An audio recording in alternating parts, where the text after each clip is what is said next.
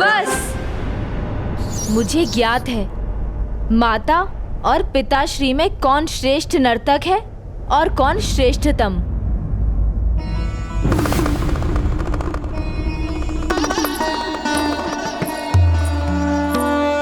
प्रणाम पिताश्री। प्रणाम माता। अच्छा पुत्र, मैं भी तो सुनूं। तुम्हारे अनुसार कौन सर्वश्रेष्ठ है? ये किस दुविधा में उलझ गया मैं। अब माँ और पिताश्री सामने हैं। मैं किसे श्रेष्ठ कहूँ और किसे श्रेष्ठतम? कहो गणेश, संकोच कदापि मत करो। तुम्हारी माँ को कदापि बुरा नहीं लगेगा। हाँ पुत्र, सत्य अप्रिय हो तो भी तुम्हारे पिताश्री को कदापि बुरा नहीं लगेगा। अब तुम्हें हमें ये सत्य बताना है कि हम दोनों में से कौन सर्वश्रेष्ठ नर्तक है, मैं या तुम्हारे पिताश्री? हाँ गणेश, स्पष्ट कहो, निसंकोच कहो। मैं कुछ ऐसा ना कह दूं जिससे माँ और पिताश्री क्रोधित हो जाएं। मुझे कुछ युक्ति सोचनी होगी।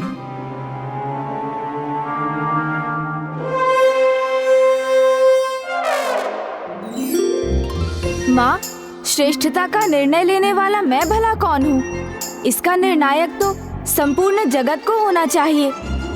मैं कैसे कह दूं कौन है सर्वश्रेष्ठ नर्तक? पुत्र, तुम्हारे कहने का अर्थ मैं समझ गई और इसका निर्णय तो प्रतिस्पर्धा से ही स्पष्ट होगा। स्वामी, कदाचित इसमें आपको भी कोई आपत्ति नहीं होगी, क्योंकि इसके बाद संसार को ये स्पष्ट हो जाएगा कि नृत्य में सर्वाधिक कुशल कौन है। यदि आपको स्वीकार है तो भला इस प्रस्ताव को मैं कैसे नकार सकता हूँ। अपितु मैं तो आतुर हूँ। संसार को नृत्य कला और कुशल नर्तक दोनों का परिचय देना चाहता हूँ। नृत्य के लिए माँ के चरण बढ़ाते ही इन योद्धाओं के जन्म का निर्धारण हो गया था।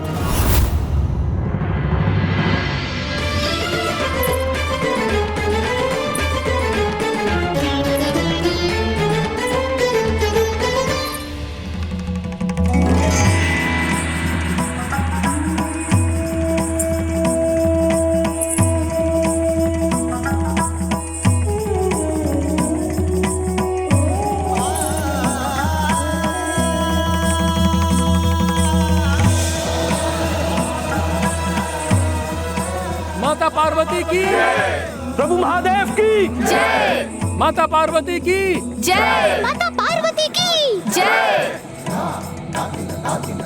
फिर वो नृत्य आरंभ हुआ। इस नृत्य में पिताश्री शिव शंकर के डमरू के नाद के श्रवण से ऋषि पाणिनि को महेंद्र सूत्र नाम की 14 ध्वनियों की रचना की प्रेरणा प्राप्त हुई, जो संस्कृत व्याकरण का आधार बने।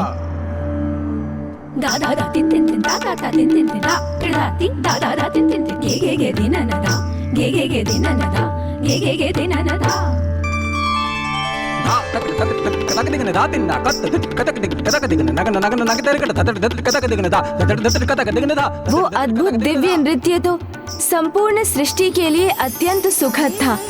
सभी दिशाएं शांत और दिव्य स्नेह के भाव से भर गई थीं। प्रकृति में एक असाधारण उल्लास का संचार हुआ था।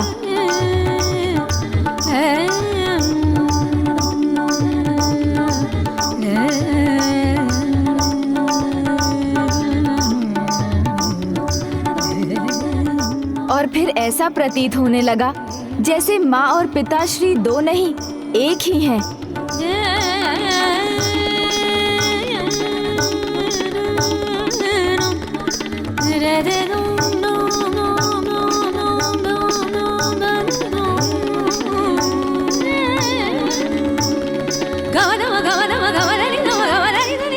जो होता है वो प्रभु की लीला होती है। उनके इस नृत्य में एक क्षण ऐसा भी आया जब माँ की पायल टूट गई और सभी 9 घुंघरू छिटक कर इधर उधर बिखर गए।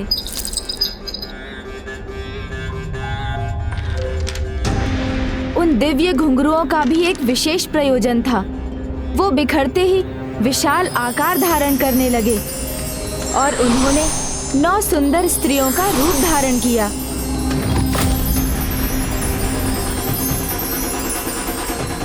पिताश्री महादेव अभी भी नृत्य के आवेग में थे। तभी उनके मस्तक से श्वेत के कुछ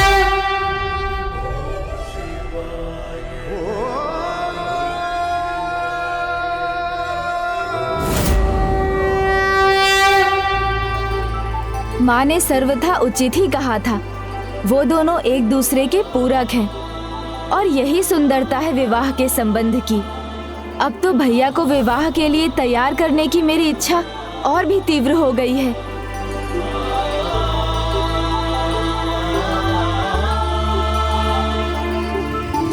गणेश, क्या हुआ?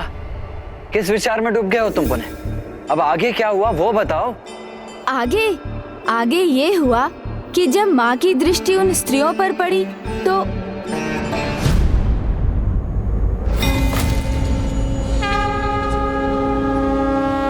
माँ के मुख का भाव क्यों बदल रहा है?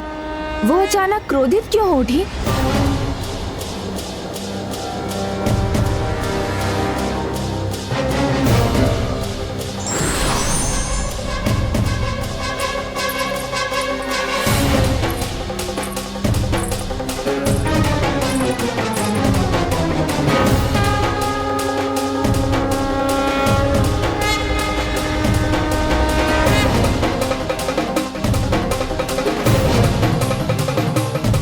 प्रणाम स्वामी। स्वामी,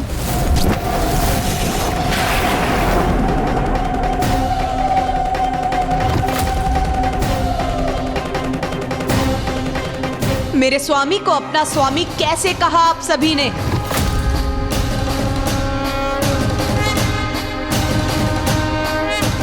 प्रभु महादेव ही हमारे स्वामी हैं। अभी कुछ ही क्षण पहले उन्हें देखते देखते ही हमारा जन्म हुआ।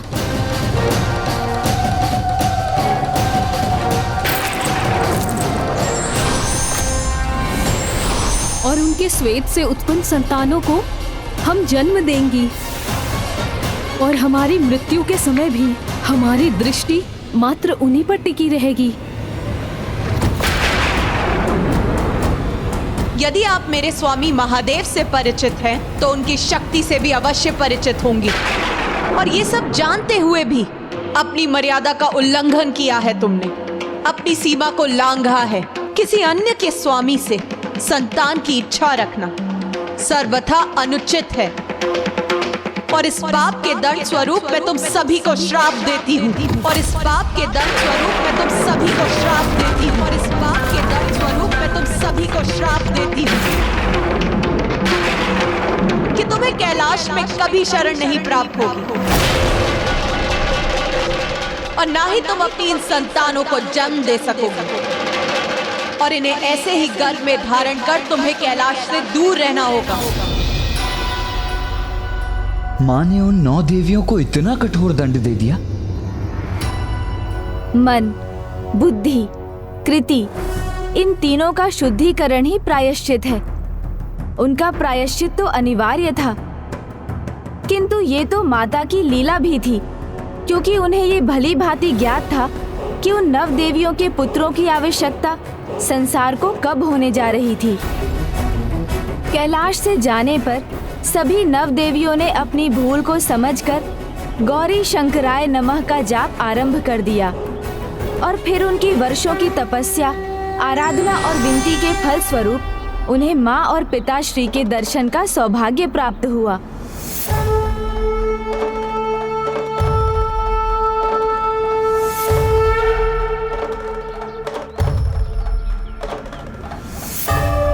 प्रभु, माता, बहुत बड़ी भूल हुई है हमसे। जन्म होते ही माया जंजाल ने हमें ग्रस्त कर लिया। हमें क्षमा कर दीजिए माता और अपने शाप से मुक्त करने की कृपा कीजिए। प्रायश्चित से प्राणी नवजात हो जाता है। नवजात अर्थात सभी दोषों से रहित, पवित्र। तुम सभी का प्रायश्चित पूर्ण हुआ, किंतु मैं तुम्हें श्राप से मुक्त नहीं कर सकती। किंतु तुम्हारी भक्ति के कारण मैं उसकी अवधि कम अवश्य कर सकती हूँ। संसार में घटने वाली कोई भी घटना अकारण नहीं होती। उसके पीछे कोई न कोई उद्देश्य अवश्य छिपा होता है। जैसे तुम सभी का उत्पन्न होना, श्रापित होना, उसके पीछे एक महत्वपूर्ण उद्देश्य था। तुम सभी के मुख पर जिज्ञासा का भाव ये बता रहा है कि तुम सब भविष्य जानने के लिए आतुर हो। संसार में जब वो परिस्थिति आ जाएगी जब महाअसुरों का आतंक अपने चरम पर होगा, तब उनका अंत करने के लिए मेरे पुत्र देव सेनापति कुमार कार्तिकेय को अकेले युद्ध भूमि में जाना पड़ेगा। तब तुम्हारे पुत्र ही जन्म लेकर देव सेनापति के मुख्य सहायक बनेंगे और अपने जन्म को सार्थक करेंगे। और आज जब उस मायावी आसुरी पर्वत ने देवसेना के 7 देवताओं को निगल लिया, तो आप क्षण भर के लिए अकेले रह गए थे भैया। तभी इन सभी का जन्म हुआ।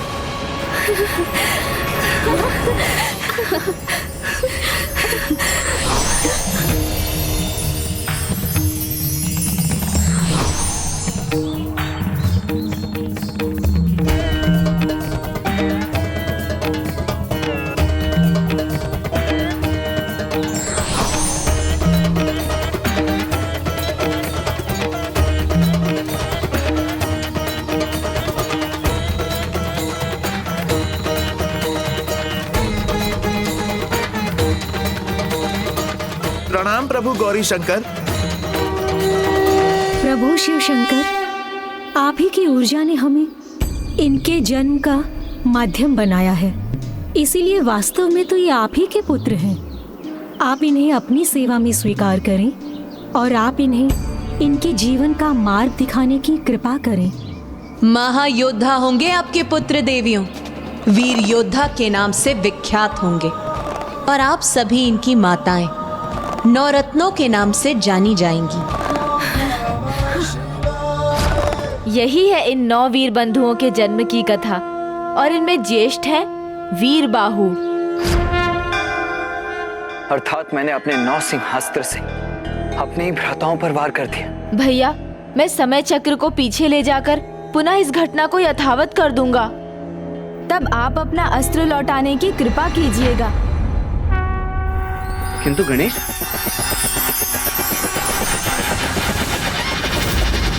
लीजिए भैया, मैं समय को पीछे ले जा चुका हूँ। अब आप यथाशीघ्र अपने 9 सिंहास्त्र को लौटा लीजिए। अनुज गणेश, न मेरे अस्त्रों को लौटाया जा सकता है, न ही उन्हें रोका जा सकता है।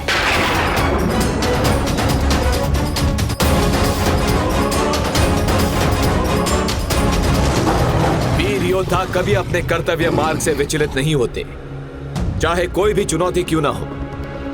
हमें देव सेनापति कुमार कार्तिकेय तक पहुंचना ही होगा।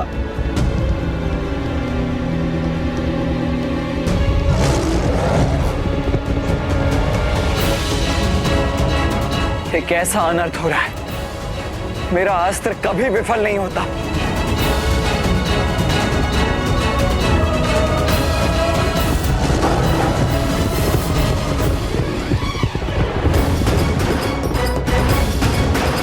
भैया, अपने सामने वाली शिला पर चढ़ जाइए।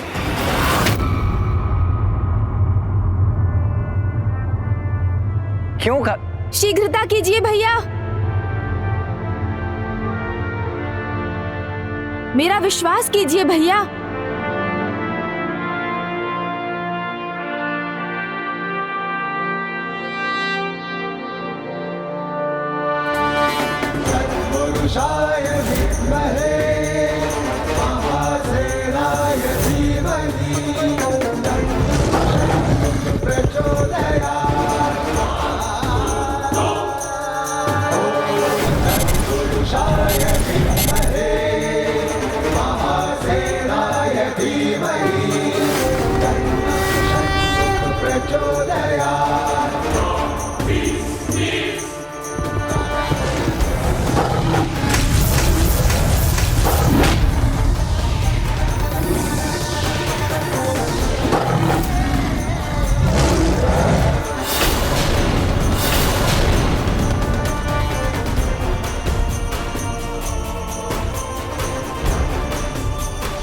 स्वामीनाथ की जय।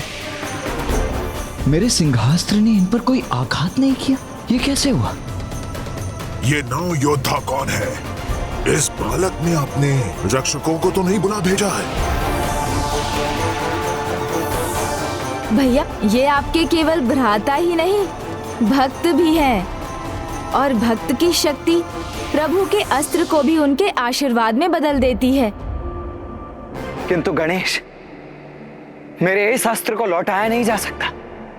यदि उस पर प्रत्युत्तर में प्रहार नहीं किया गया तो मेरा अस्त्र कदापि रुकेगा नहीं, और मेरे भक्त मेरे अस्त्र पर प्रहार कदापि नहीं करेंगे। तो ऐसे में हमारे पास क्या उपाय शेष रहता है? भैया, आप अपने इन वीर योद्धाओं को आदेश दीजिए कि वो इस नवसिंह अस्त्र को शत्रु सेना की ओर मोड़ दें। उचित है अनुज। हे वीर योद्धाओ, अपने सामने इस अस्त्र का सामना करो और उसे शत्रु सेना की ओर मोड़ दो।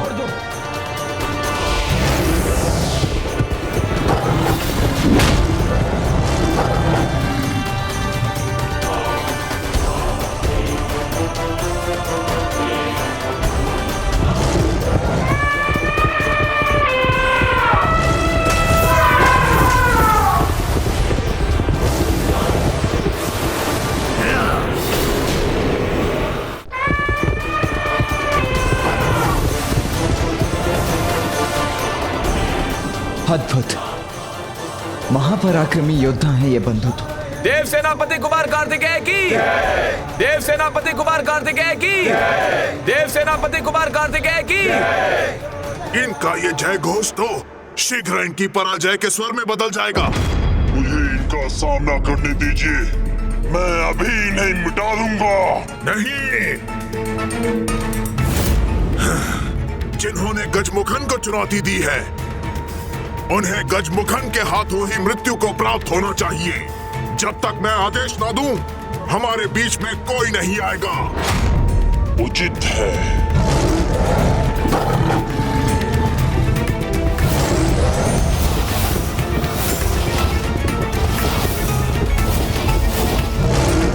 गजमुखन को भयभीत कर सके ना ऐसी कोई माया है, ना ऐसी कोई शक्ति, और ना ही कोई अस्त्र।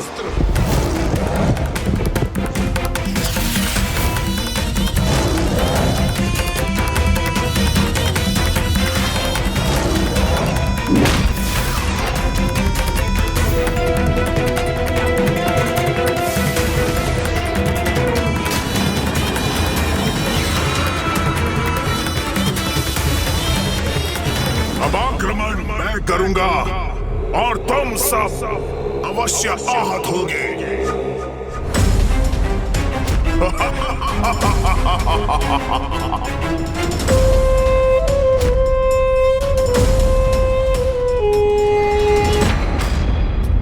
हमारा पहला प्रहार विफल हो गया। नहीं नहीं वीर बंधु, निराश होने का कोई कारण ही नहीं है। अभी तो मात्र एक अस्त्र विफल हुआ है, परास्त नहीं हुए हैं अभी हम। और देखिए तो, असुरों की समस्त सेना नष्ट हो चुकी है। कहीं ना कहीं ये हमारी विजय ही है। आपने सत्य कहा।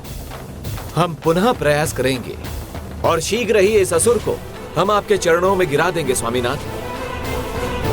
वीर बंधु, आप सभी के पराक्रम और सामर्थ्य से मैं अत्यंत प्रभावित हुआ हूं। इसीलिए आप सभी को मैं अपनी देव सेना के सेनापतियों के रूप में नियुक्त करता हूं। और वीर भाव, आप मेरे प्रमुख सेनापति होंगे।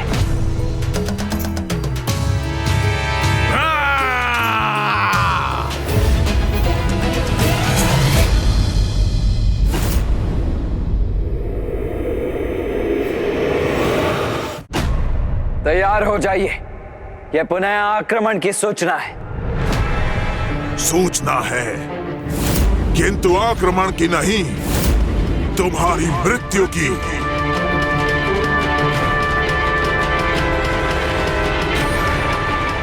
बालक, मैं गजमुखन तुम्हारा काल हूं।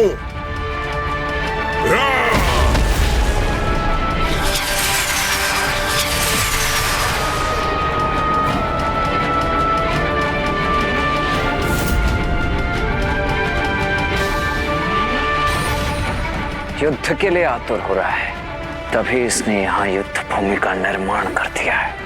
अब कोई तुम्हारी रक्षा नहीं कर सकता।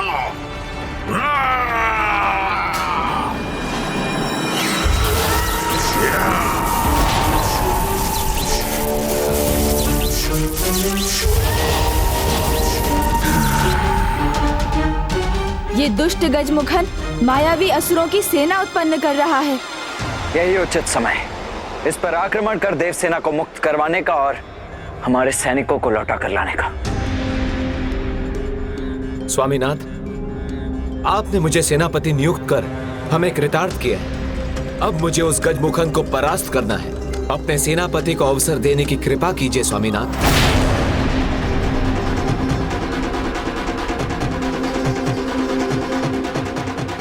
हम अपने सामर्थ्य से इसे परास्त कर अपनी योग्यता प्रमाणित करने के इच्छुक हैं। हम पर विश्वास कीजिए स्वामीनाथ।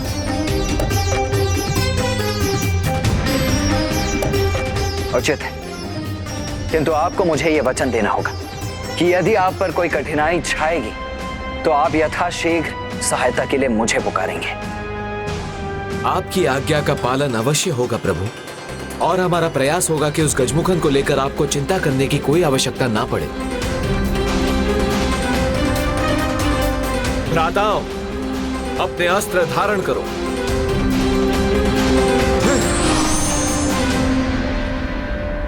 हमें प्रभु के विश्वास का मान रखना है। उस दुष्ट गजमुखन को पराजित करना है।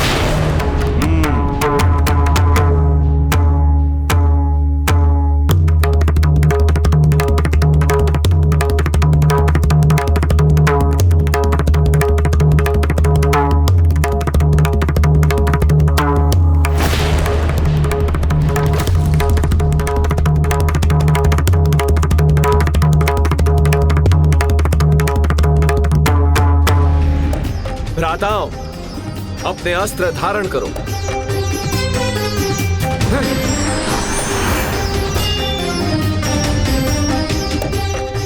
हमें प्रभु के विश्वास का मान रखना है। उस दुष्ट गजमुखन को पराजित करना है।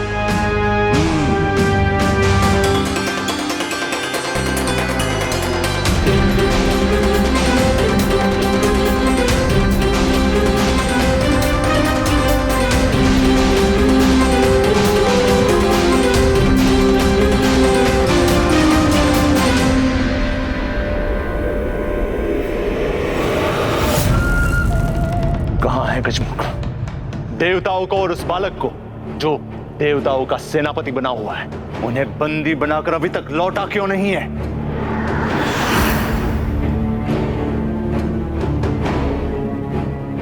और प्रतीक्षा नहीं करूंगा मैं, शीघ्र उसका समाचार दो। असुरराज, युद्ध भूमि से अभी तक कोई नहीं लौटा।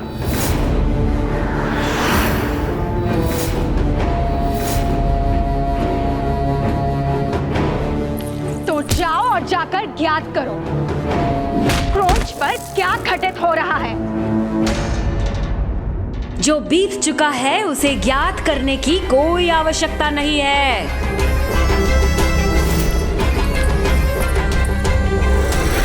आवश्यकता है तो सूचना की, जो भविष्य में घटित होने वाला है, जिससे उसे अपने अनुसार तुम दिशा दे सको। किंतु भविष्य का ज्ञान तो तभी होगा जब कोई पंचांग देखे और उन भाविक घटनाओं को तुम्हारे सामने व्यक्त करे, और इसके लिए ब्रह्मदेव से उपयुक्त भला और कौन हो सकता है।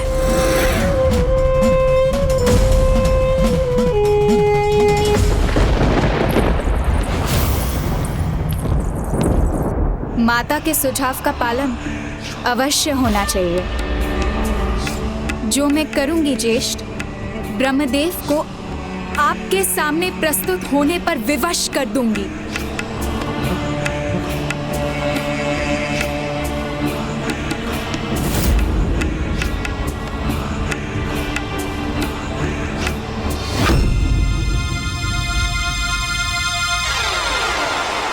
इतना दुस्साहस इनका उस दिव्य योद्धा के बिना ही आ गए।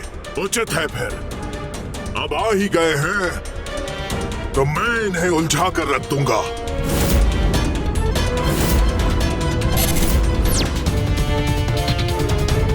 आक्रमण!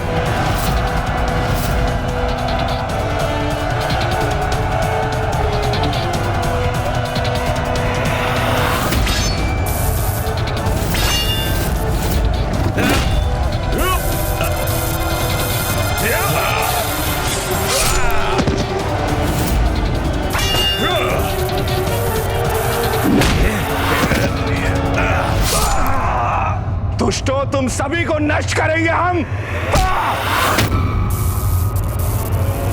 तुम नहीं, मैं आहत करूंगा तुम्हें।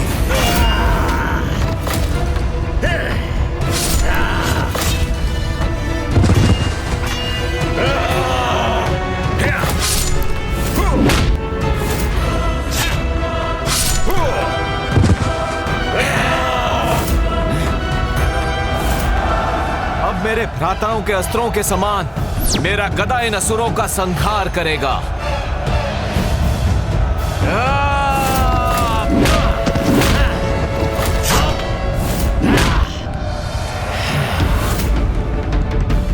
इन मायावी असुर सैनिकों को अपने मार्ग से हटाकर मुझे गजमुखन तक पहुंचकर उसका अंत करना होगा।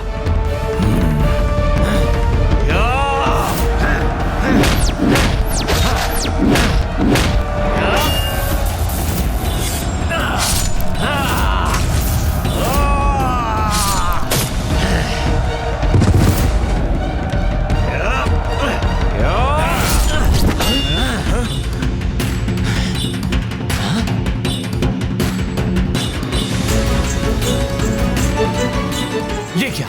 हम तो अभी भी वही हैं जहां से हमने आरंभ किया था।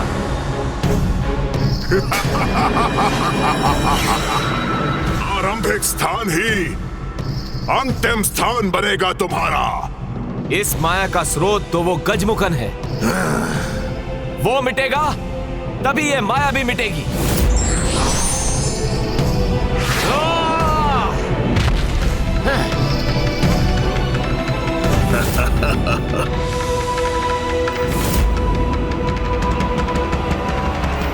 गजमुखन, इस बार तुम्हारी माया भी विफल होगी।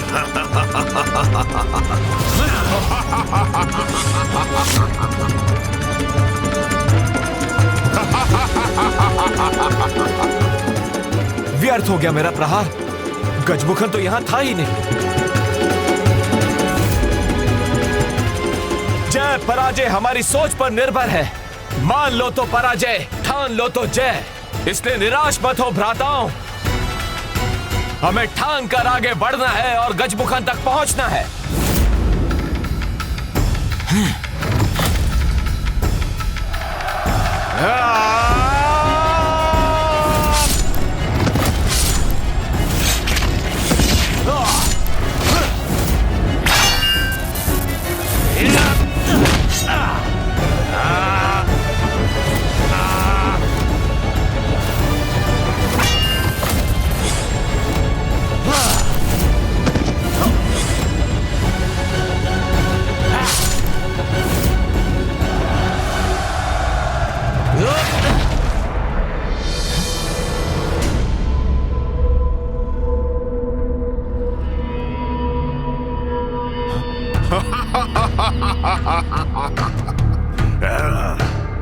ये तो जैसे अभेद माया चक्र है। जितना आगे बढ़ते हैं उतना ही पीछे रह जाते हैं।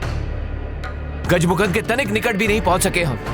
और कितने समय इसी प्रकार का व्यर्थ युद्ध करते रहेंगे हम? कदाचित गजमुख सर्वप्रथम उन्हें थकाना चाहता है। नहीं देवराज, इसके पीछे तो अवश्य ही कोई बहुत बड़ी योजना है। कोई और ही कारण है।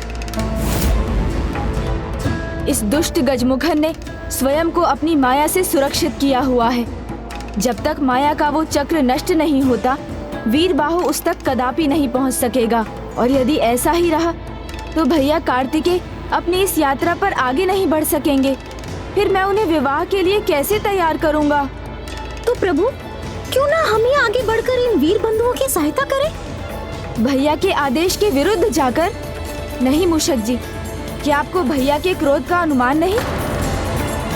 मुझ तक कभी नहीं पहुंच सकते ये मूर्ख, किंतु अति शीघ्र इनकी मृत्यु इनके निकट पहुंच जाएगी।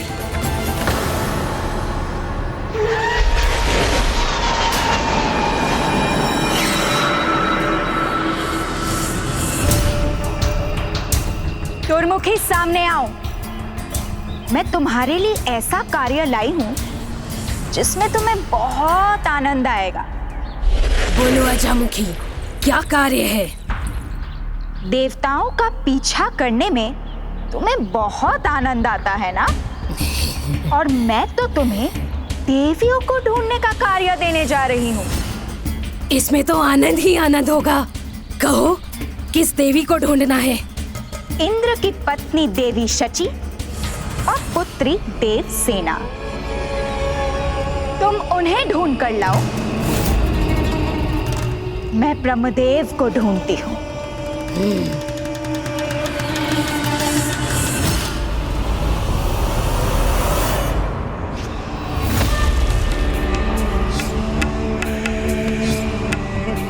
ब्रह्मदेव, बाहर आइए। स्वागत कीजिए अपनी अतिथि का। देखिए, इसका आगमन हुआ है आपके द्वार पर। आप पर छाया वो भयंकर संकट जिसकी आपने कल्पना भी नहीं की होगी।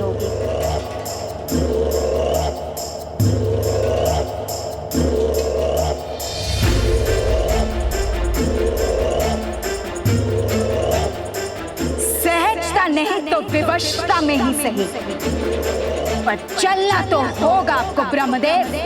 नहीं तो आप जानते ही होंगे कि मैं संपूर्ण ब्रह्मलोक को अपने सींगों पर उठाकर ले जा सकती हूँ। अब आप निर्णय कर लीजिए। कोई उत्तर नहीं दिया आपने तो कदाचित मुझे अपनी शक्ति का प्रदर्शन करना ही होगा।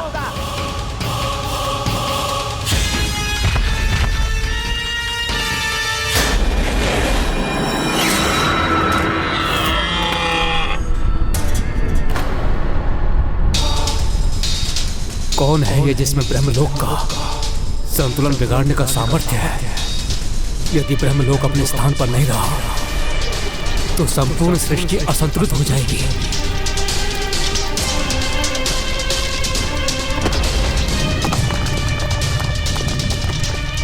नहीं, मैं इस संकट को पृथ्वी तक कदापि नहीं पहुंचने दूंगा।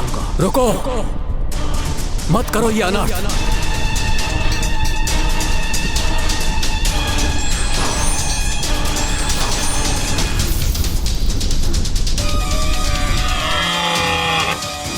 मैं प्रस्तुत हूं, तुम्हारी जो भी इच्छा हो पूर्ण कर लो, किंतु इस संपूर्ण सृष्टि को हानि मत पहुंचाओ।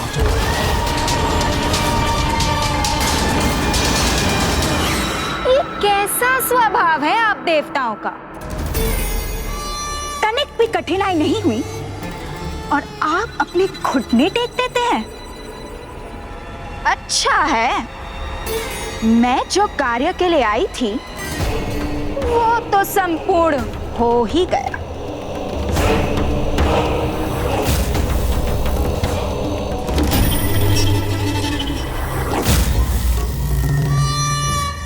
आनंद तो अब आएगा।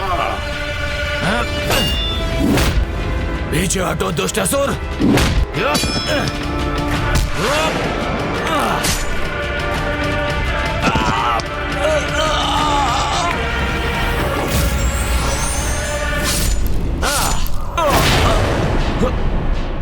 ज्येष्ठ, ये मुझसे क्या हो गया? मुझे क्षमा कर दीजिए। स्वयं को दोष ना दे। ये माया जाल है जिसका उपयोग उस दुष्ट ने इस युद्ध में किया है। हमें इस माया को रोकने के लिए कोई उपाय करना होगा।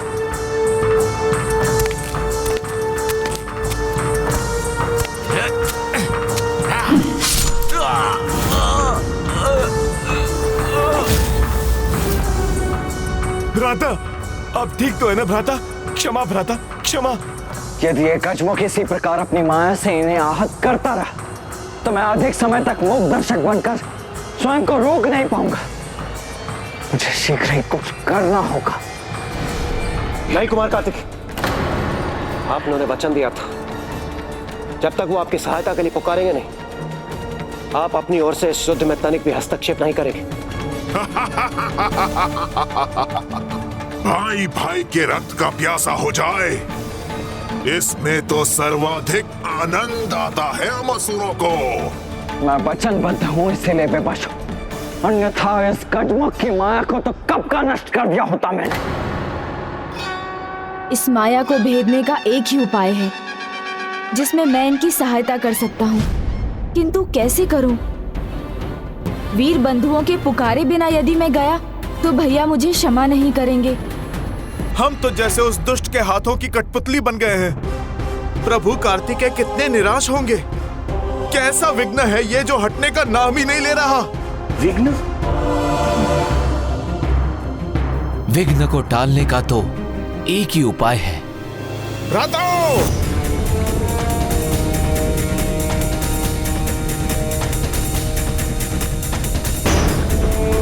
अब समस्या समझ गया मैं। इस युद्ध के आरंभ में हमने प्रथम पूज्य विघ्नहर्ता गणेश जी का स्मरण जो नहीं किया है, इसीलिए विघ्न संकट बनकर हमारे सामने खड़ा है। किंतु अब हम क्या करें? अब एक भी पग उठाने से पहले हम सर्वप्रथम प्रभु गणेश जी का नाम लेंगे।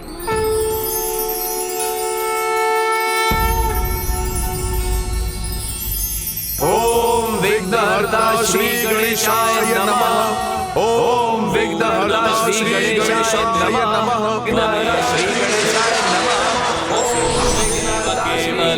कर्तासि त्वमेव केवलं धर्तासि त्वमेव केवलं हर्तासि त्वमेव सर्वं खल्विन्दं ब्रह्मासि।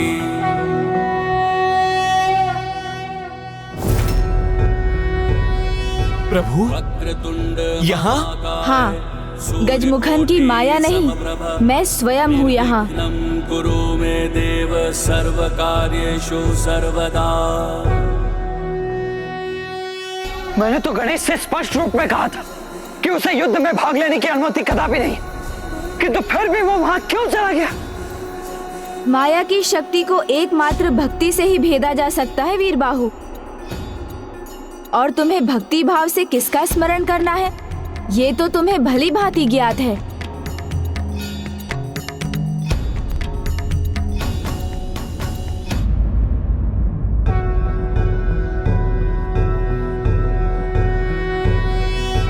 योगीश्वरो महासेनः कार्तिकेयो अग्निनन्दनः स्कन्दः कुमारः सेनानिः स्वामी शंकर संभव।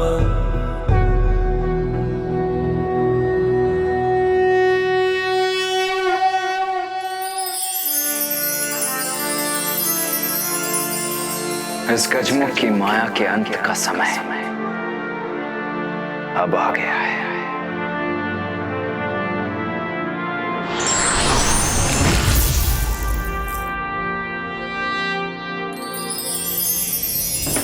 पुरुषाय विद्महे महासेनाय धीमहि तन्नः षण्मुख प्रचोदयात्।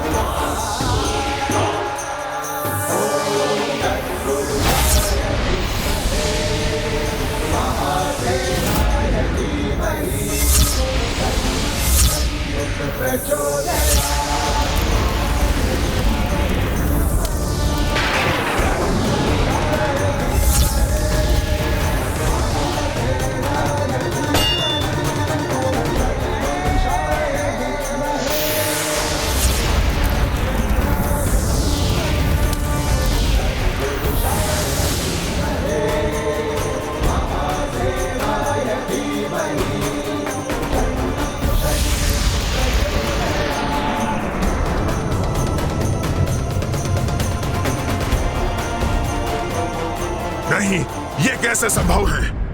गजमुखन, अब माया रहित हो गए हो तुम, इसलिए अब तुम्हारी रक्षा कोई नहीं कर सकता।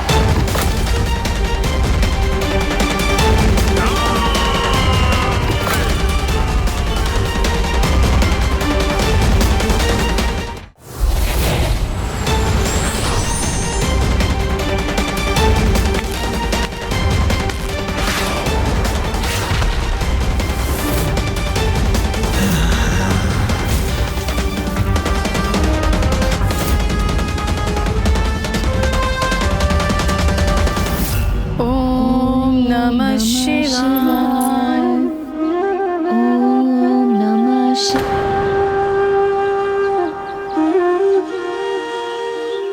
माता, मैं प्रभु की पूजा के लिए बेलपत्र लेकर आती हूँ। रुको पुत्री देवसेना, सावधान रहना। देवसेना अर्थात दुर्मुखी ने इन देवियों को ढूंढ लिया। माता, आप चिंता ना कीजिए। प्रभु के आशीर्वाद के रूप में स्वयं प्रभु मेरे साथ, हमें कुछ नहीं होगा।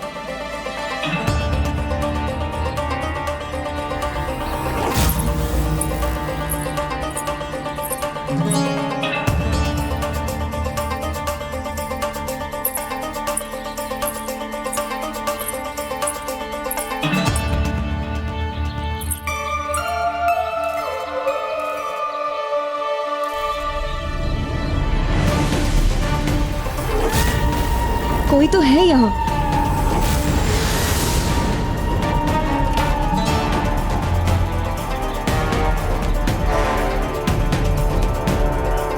पर यहाँ तो कोई नहीं है।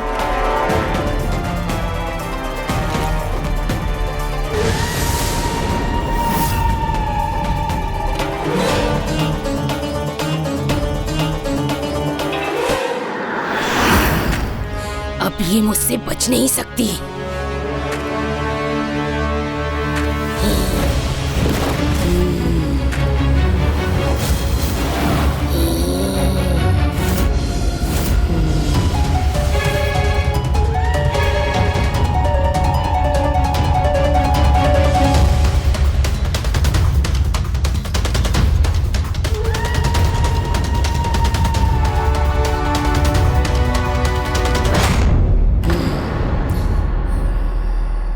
तुम सभी इसको पकड़ो, मैं इंद्र की पत्नी सची को लेकर आती हूँ।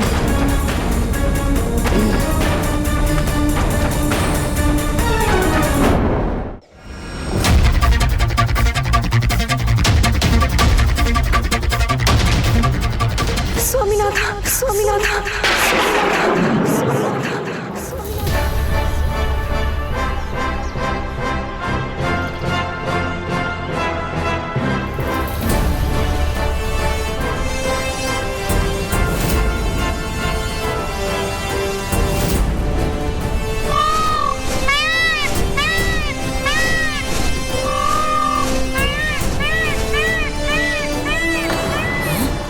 ये मयूर का स्वर कहाँ से आया?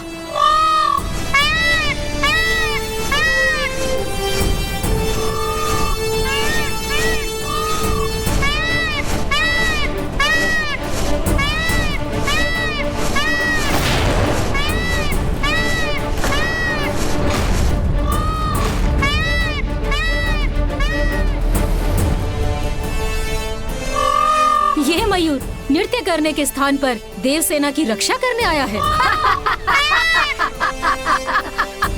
मारो इसे।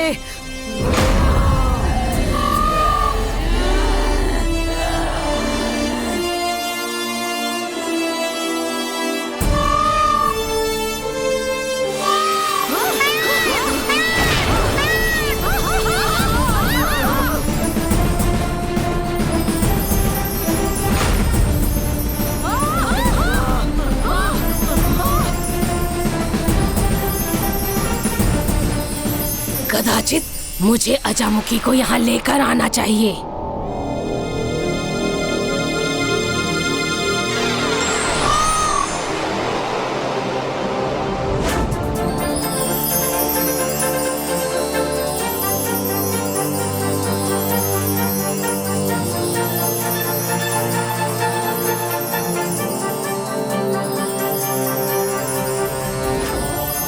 मेरे मुख से अचानक स्वामीनाथ क्यों निकल गया?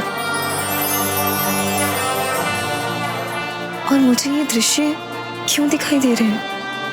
ये आपके भूत और भविष्य दोनों का संकेत है, जो आप पर शीघ्र उजागर होगा देवी।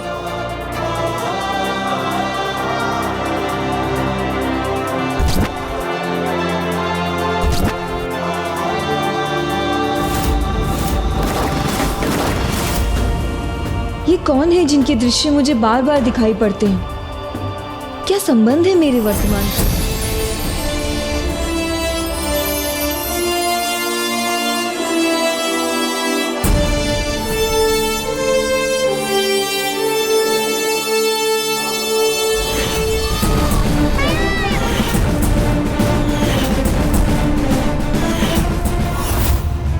और मुझे ये दृश्य क्यों दिखाई दे रहे हैं?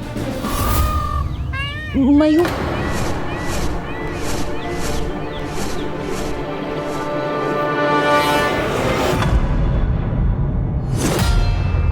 गजमुखन पर वार करना इतना सरल नहीं।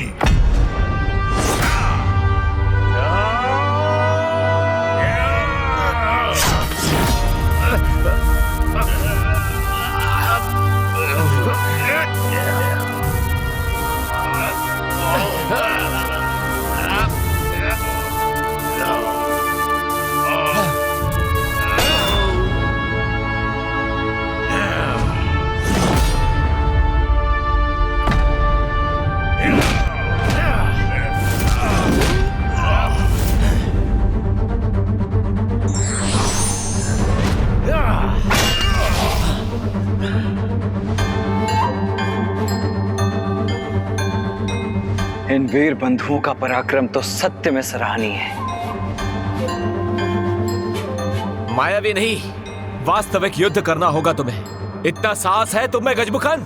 दुस्साहस कर रहे हो तुम, जिसका दंड तुम्हें मैं देकर ही रहूंगा।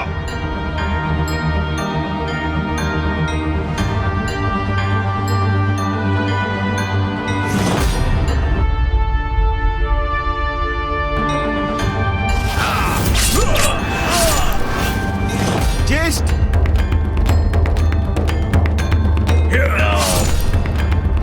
ज्येष्ठ,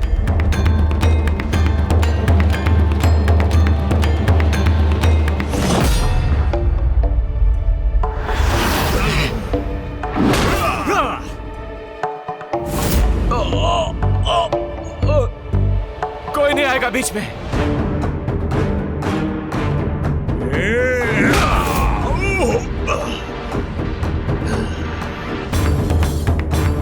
अभी भी कुछ सामर्थ्य शेष है, तो अब अपने प्राणों के साथ उसे भी खोने के लिए तैयार हो जाओ तुम।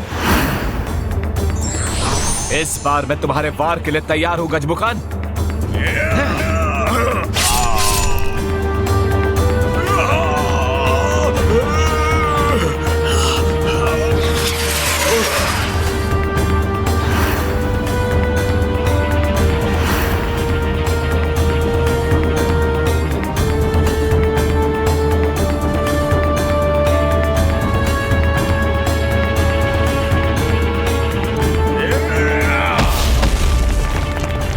ये दुष्ट अब क्या कर रहा है? ये दुष्ट अपनी दुष्टता से नहीं चूकते। इस दुष्ट गजमुख ने पुनः अपने मायावी पर्वतों का आवाहन किया।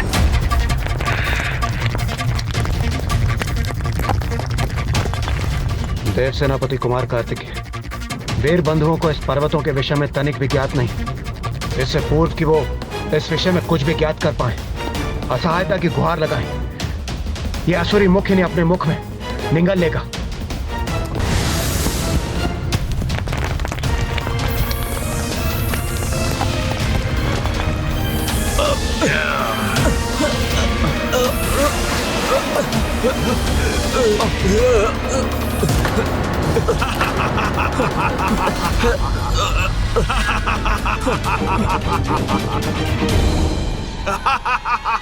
यही वो क्रौंच पर्वत है जिसके विषय में नारद जी ने हमें बताया था। इसे भीतर से नहीं भेदा जा सकता।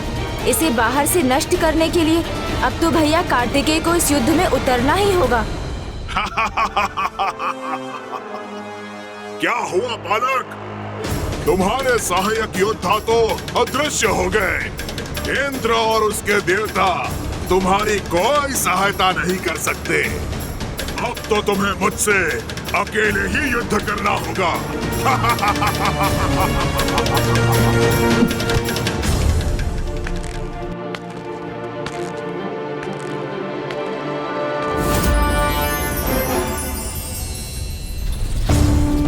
शीघ्र बताए ब्रह्मदेव, क्या लिखा है इस पंचांग में?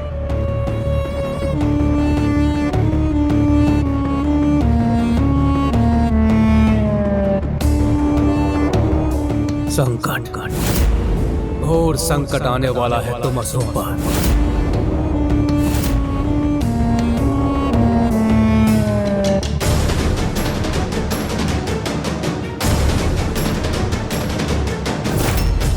नहीं, क्रीड़ा है ये मेरे लिए, और इस क्रीड़ा का अंत मैं ही करूंगा शीघ्र।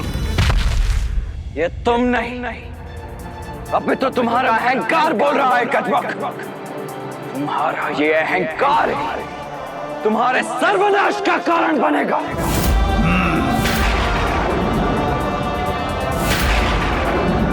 ये भयंकर युद्ध अब उस दुष्ट गजमुखन की मृत्यु के साथ ही थमना चाहिए। 9 योद्धा भेजे थे तुमने, सभी क्रौंच पर्वत में बंदी बने हैं। मैं चाहूं तो तुम्हें भी बंदी बना सकता हूं।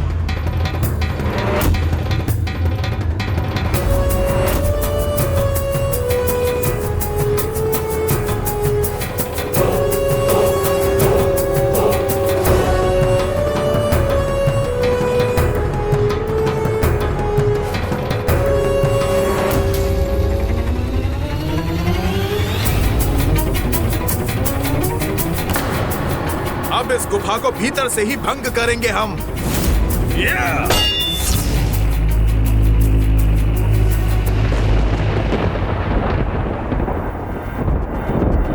हमारे प्रहार से उत्पन्न ध्वनि ने हमें ही विचलित किया। नहीं भ्राताओ, नहीं। यहां से बाहर निकलने के लिए हमें उस पर प्रहार नहीं, कोई अन्य उपाय सोचना होगा।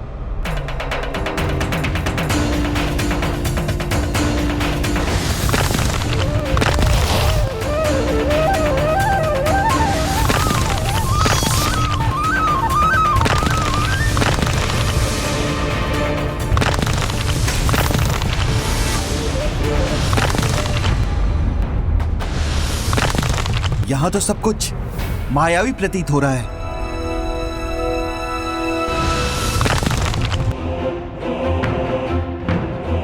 यहाँ का द्वार कुछ ही क्षणों के लिए खुलता है, हमें तभी यहाँ से बाहर निकलना होगा।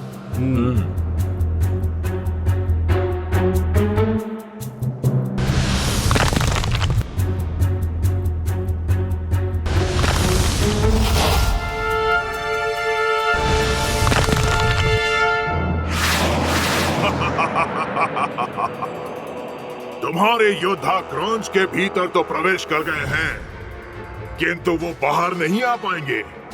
दुर्भाग्य है उनका, वो इस सत्य को नहीं जानते। वो जितना प्रयास करेंगे, क्रौंच उनको अपनी उतनी ही अंधेरी गुफा में ले जाएगा, जहां होगा संकटों का एक और पहाड़।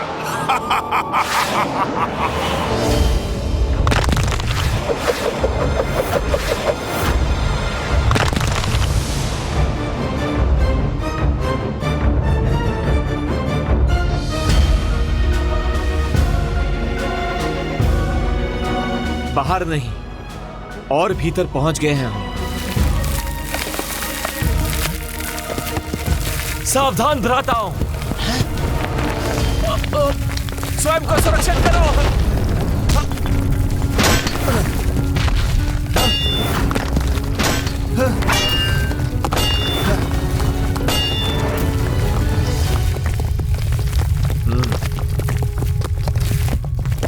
ज्येष्ठ, अब तो ये संपूर्ण छत हम पर ही गिर रही है। हमें यहाँ से लौटना होगा, किंतु उसके लिए इस द्वार का खुलना भी अनिवार्य है।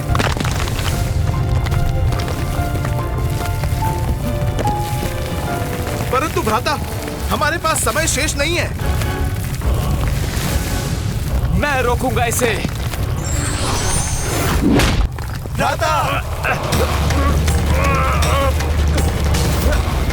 तुम सब जाओ। परंतु भ्राता, आपको छोड़कर नहीं जा सकते हैं हम। हाँ भ्राता, हम आपको छोड़कर नहीं जा सकते। ये तुम्हारे ज्येष्ठ और मुख्य सेनापति का आदेश है, जाओ। किंतु भ्राता, मैंने कहा जाओ।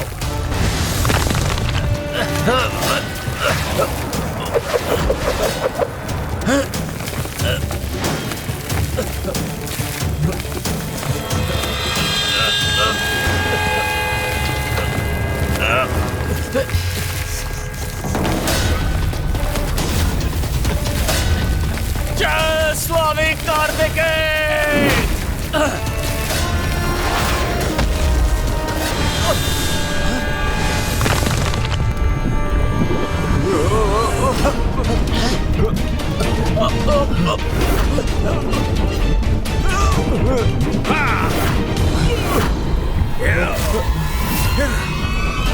अब हम तपते हुए लावा पर तैरती इन शिलाओं पर हैं।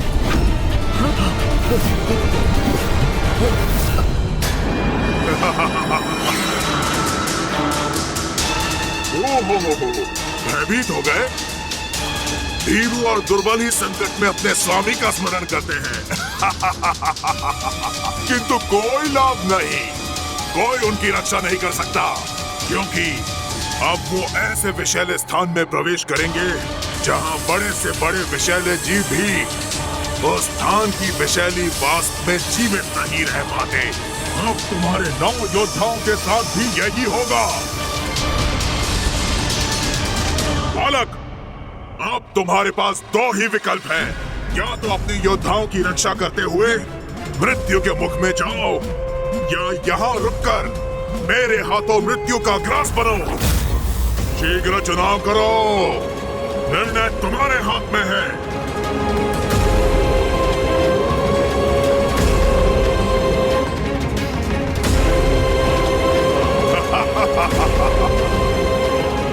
कहीं वो उस लावा कक्ष में तपते लावा में डूबने वाले तो नहीं?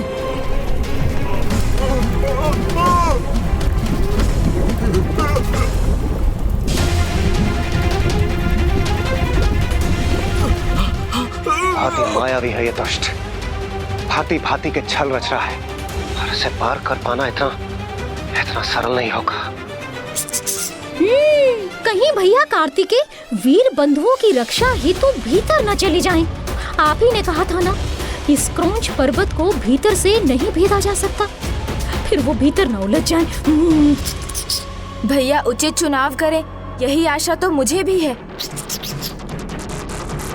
मारने वाले से कहीं बड़ा होता है बचाने वाला गजमुख, किंतु तुम्हारे अंत के उपरांत दुष्ट, क्योंकि एक योद्धा का प्रथम धर्म होता है अपने शत्रु को पराजित करना, जिसे मैं निभाऊंगा और फिर अपने योद्धाओं को भी मुक्त करूंगा। अद्भुत बालक हो, किंतु तुम्हें युद्ध के नियम भली भांति ज्ञात है, तो अब मेरी शक्ति का भी परिचय प्राप्त करने के लिए तैयार हो जाओ। उचित है, तो युद्ध आरंभ करने से पूर्व मैं तुम्हें भी 2 में से एक विकल्प चुनने का अधिकार देता हूं। या तो वीर योद्धाओं एवं अन्य देवताओं को मुक्त कर धर्म पद स्वीकार करो, अन्यथा युद्ध में अपने अंत के लिए तैयार हो जाओ। युद्ध करूंगा मैं, गजमुखन पीछे हटना नहीं, युद्ध करना जानता है।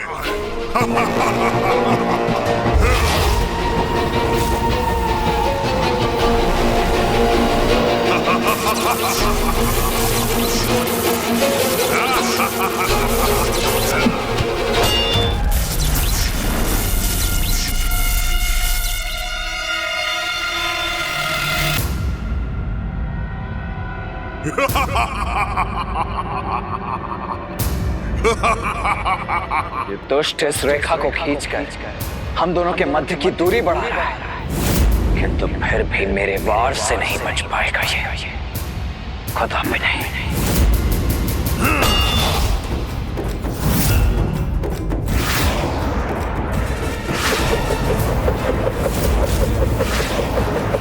गजमुख के इन अस्त्रों को रोकना होगा मुझे।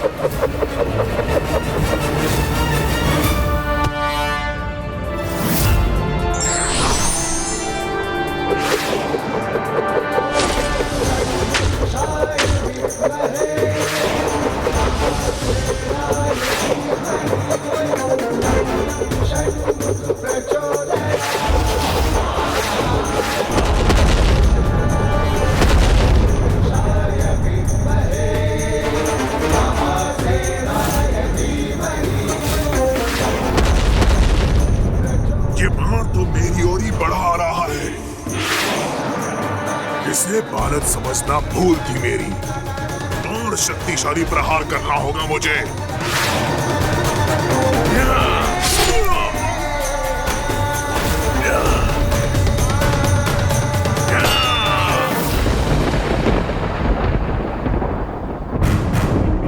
इतनी दुर्भावना असुरों के प्रति। कि सत्य देखने में आप असमर्थ हो गए ब्रह्मदेव। काल की बात कर रहे हैं आप, जबकि हमने देवताओं को ही नहीं, स्वयं देवराज इंद्र के पुत्र को अपना सेवक बनाया है। और स्वयं आप भी तो हमारे समक्ष प्रस्तुत होने पर विवश है ब्रह्मदेव। असुर सम्राट, बंदी देवता, देवराज के पुत्र आपकी इच्छा के बंदी है।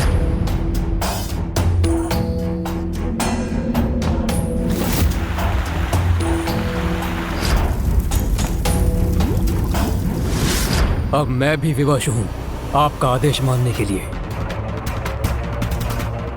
किंतु ये पंचांग आपके अधीन नहीं है। ये तो वही दिखाएगा जो सत्य है, जो होने वाला है, और इसके अनुसार संकट में है आपका भ्राता।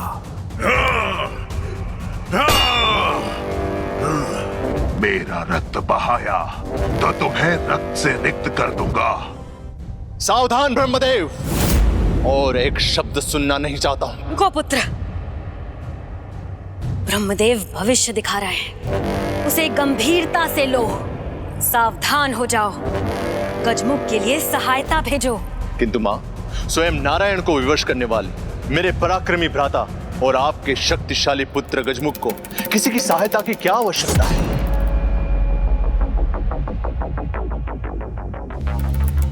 उचित है, आपके आदेश का पालन होगा। गजमुख और उसका पुत्र असुरेंद्र अभी कहां पे? महान असुरेंद्र इस समय राजभवन में नहीं है, अभी तो क्रौंच पर्वत के निकट बने अपने शस्त्रागार में युद्धाभ्यास कर रहे हैं। युद्ध कौशल तो असुरेंद्र अपने बाल काल से ही सीख रहा है। अस्त्र और युद्ध कला में निपुण हो गया है वो। मेरा आदेश उस तक पहुंचाओ कि जाकर वो अपने पिता की सहायता करे और शीघ्र ही मुझे विजय का समाचार प्राप्त।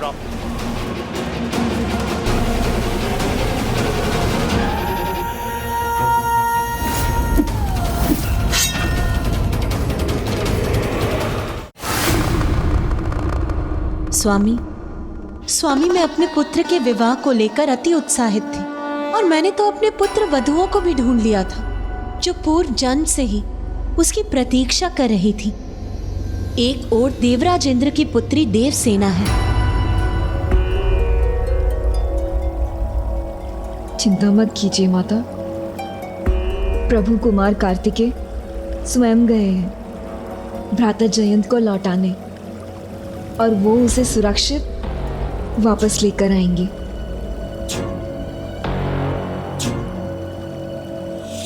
और दूसरी ओर है कुमारी वल्ली।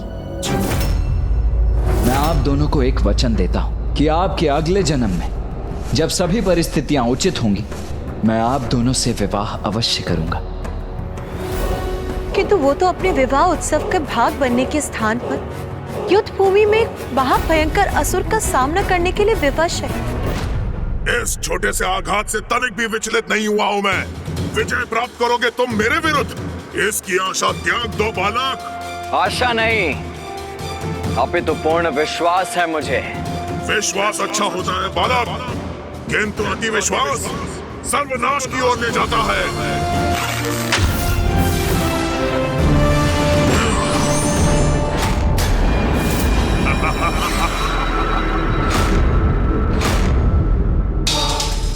मेरे इस बाएं हाथ ने तो नारायण के सुदर्शन चक्र को रोककर थाम लिया था, उसके सामने तुम्हारे ये हार क्या है?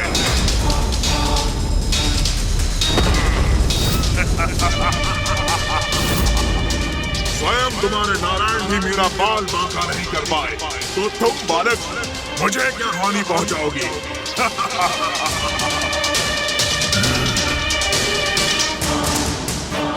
और देखो बालक, क्रौंच पर्वत की ये लालिमा बता रही है कि तुम्हारे 9 योद्धा शीघ्र लावा की गहराई में खोने जा रहे हैं।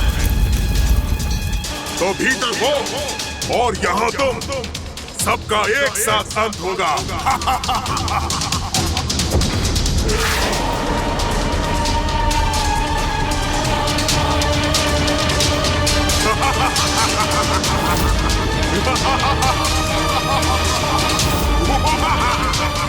चक्यात ये दुष्ट मायावी असुर युद्ध के प्रत्येक चरण में माया का प्रयोग अवश्य करेगा।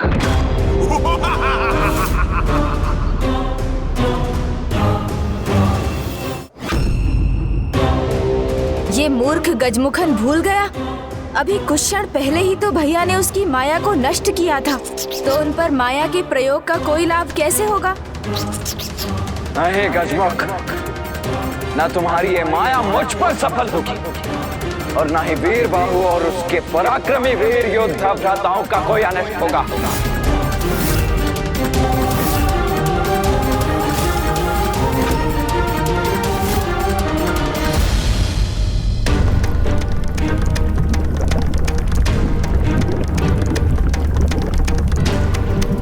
हमें पुनः अवसर देखकर इस द्वार से बाहर जाना होगा। किंतु भ्राता, यदि वहां कोई इससे ही बड़ा संकट हमारी प्रतीक्षा में हुआ तो? अपने पराक्रम पर विश्वास रखो भ्राता, जब तक श्वास है तब तक हम पराजय नहीं मानेंगे।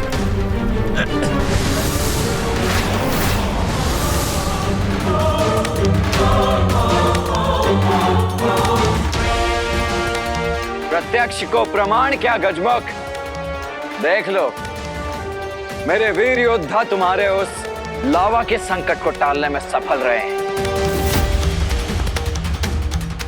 नहीं, उन्होंने संकट टाला नहीं है, अपितु और गहरे संकट में उलझ गए हैं। किंतु तुम उनकी नहीं अपनी चिंता करो, तुम्हारा अंत प्रत्यक्ष रूप से तुम्हारे सामने खड़ा है।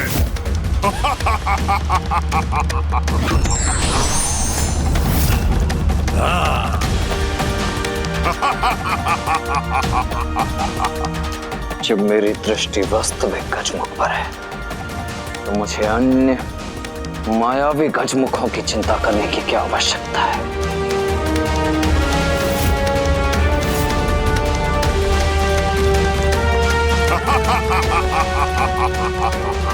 बालक, तुम भूल कर रहे हो, मैं ही हूँ वास्तविक गजमुखन। नहीं, मैं हूँ वास्तविक गजमुखन।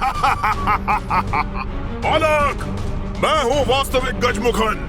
ये सभी वास्तविक गजमुख से अधिक प्रकाशित है।